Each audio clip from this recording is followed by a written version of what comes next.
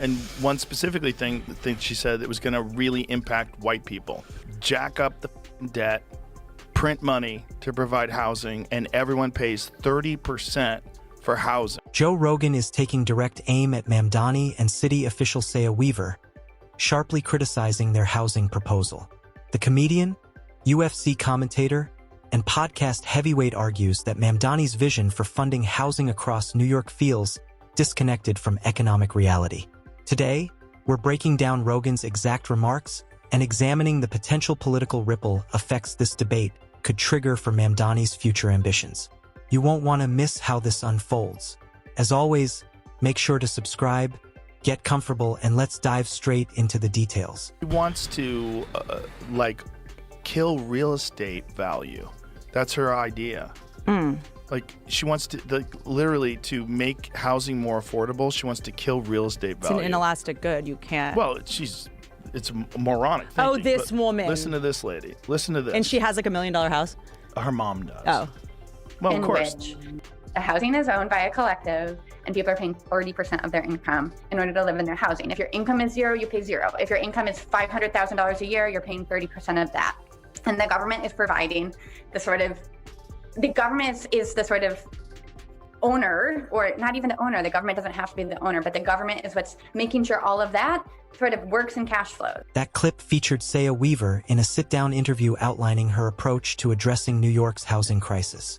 She laid out her ideas with confidence, framing them as bold solutions to a growing affordability problem.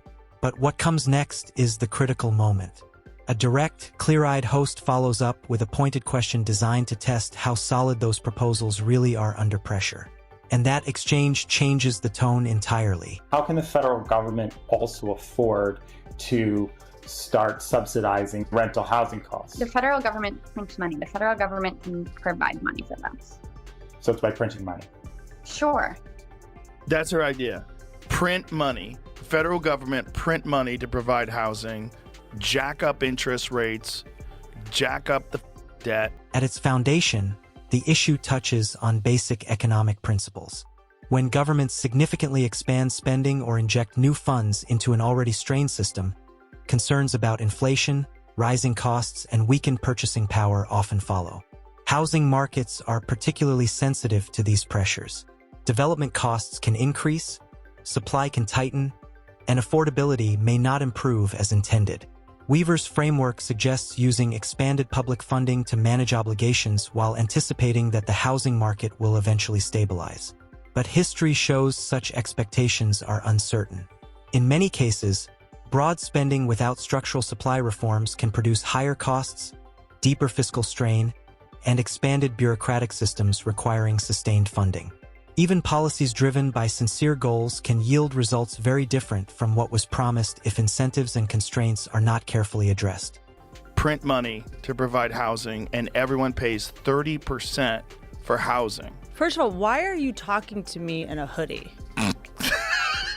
What mental illness is that? Like, how dare you? First of all, you look like powder. You look like, first of all, get a blowout, throw some mascara. Like, are we professionals anymore? You're in a Costco hoodie and a t-shirt. Like, what are we doing? Well, they've confronted her about these ideas. For context, this interview occurred before Weaver's formal appointment by Mamdani.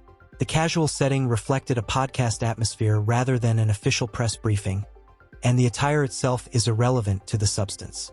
What deserves attention is the proposal she introduces.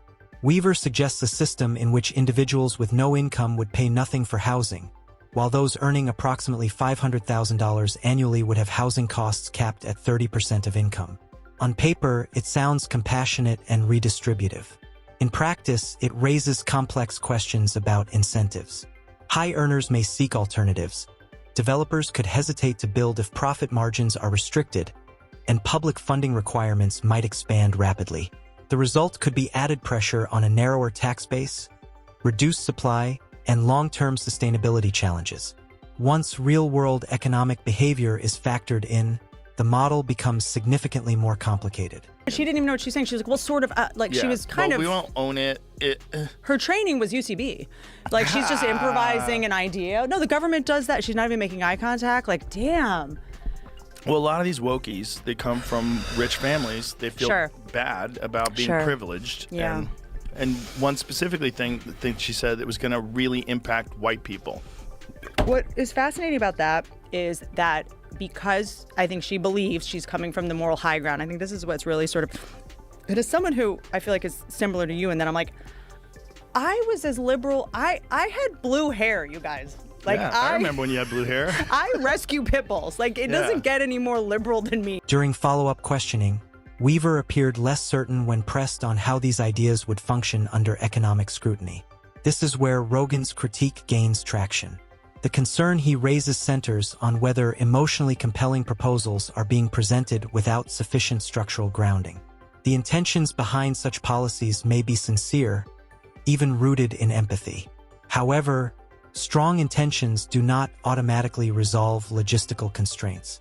When policy decisions prioritize moral framing over incentive structures, supply realities, and fiscal durability, distortions can emerge. Markets respond to signals. If regulations restrict returns or alter behavior without offsetting mechanisms, shortages and cost pressures can follow. Addressing inequality requires more than sentiment. It requires carefully designed systems that anticipate unintended consequences. But the whole idea with being liberal is like, you had me at, we're not racist, everyone's equal. Right. But diversity, but then it turns into diversity. Communism. Diversity, but not diversity of thought.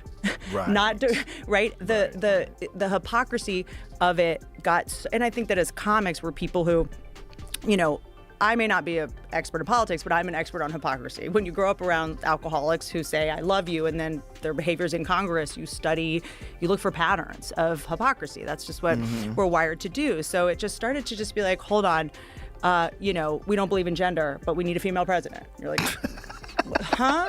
And then it's like, my body, my choice, unless it's a baby that needs a vaccine for hepatitis B. Whitney Cummings weighed in on the discussion, highlighting what she described as a tension between emotional appeal and economic feasibility. Her critique focused on whether certain proposals emphasize symbolic action over measurable outcomes. This perspective aligns with broader debates surrounding Mamdani's platform, which has included ambitious initiatives such as publicly funded services and expanded benefits.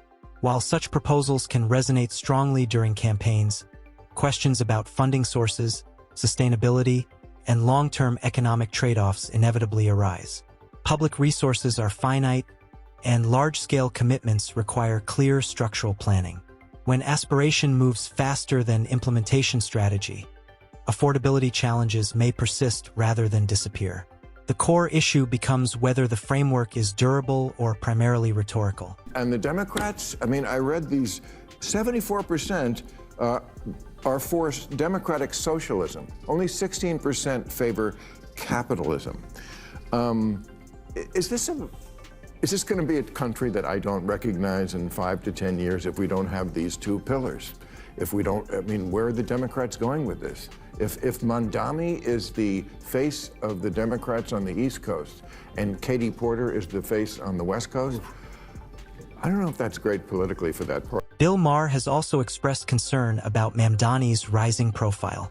He has argued that elevating leaders associated with highly progressive economic messaging could create political vulnerability heading into future elections. For Maher, the debate isn't about personality or charisma. It's about voter perception. Policies perceived as too sweeping or ideologically rigid may unsettle moderates and independents, groups that often determine national outcomes. His warning is straightforward. Voters typically prioritize stability, competence, and measurable results over ideological experimentation. If messaging drifts too far from that center, he suggests the electoral consequences could be significant. New York is New York. It's definitely it's the media capital, the financial capital.